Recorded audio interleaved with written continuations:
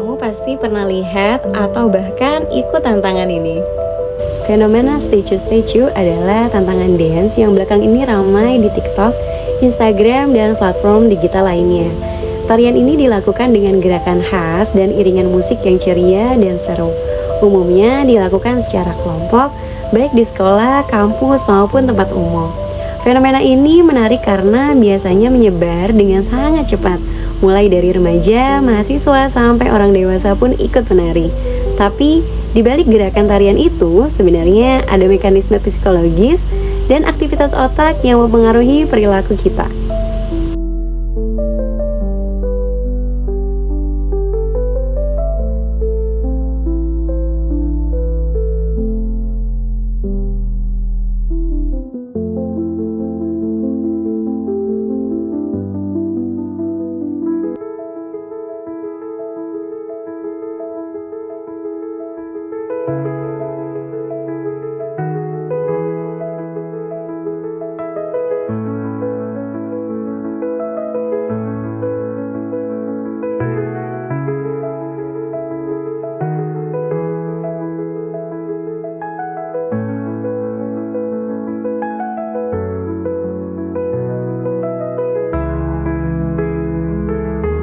Sekarang kita bahas kenapa seseorang ikut tren ini menurut teori psikologi.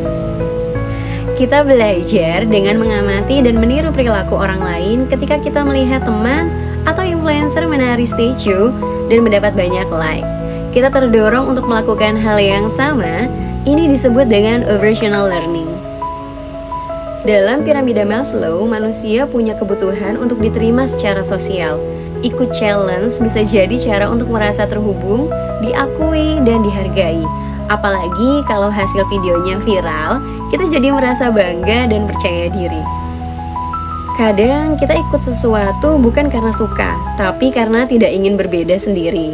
Inilah konformitas kita mengikuti tren karena mayoritas orang di sekitar kita melakukannya. Kita cenderung ikut kelompok yang menurut kita keren atau punya status tertentu. Ketika statue diikuti oleh kelompok yang populer, banyak orang terdorong untuk ikut agar merasa menjadi bagian dari kelompok itu.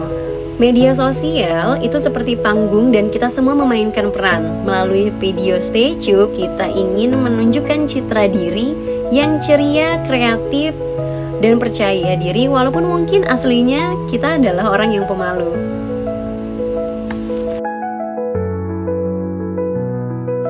Ketika kita mendapat like, komentar positif, atau perhatian, otak melepas dopamin, hormon yang menimbulkan rasa senang. Ini membuat kita ketagihan untuk mengulang perilaku seperti membuat video baru. Mirror neurons adalah bagian otak yang aktif saat kita melihat orang lain melakukan sesuatu. Melihat orang lain menari statue bisa membuat kita merasa ingin menirunya juga. Itulah mengapa tren dance ini sangat cepat menyebar.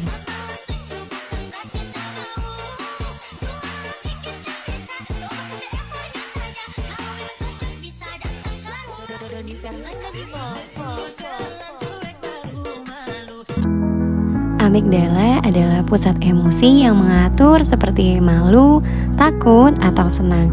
Saat kita menari di depan umum atau di kamera, kita merasa campur antara gugup atau excited. Ini adalah reaksi alami dari otak.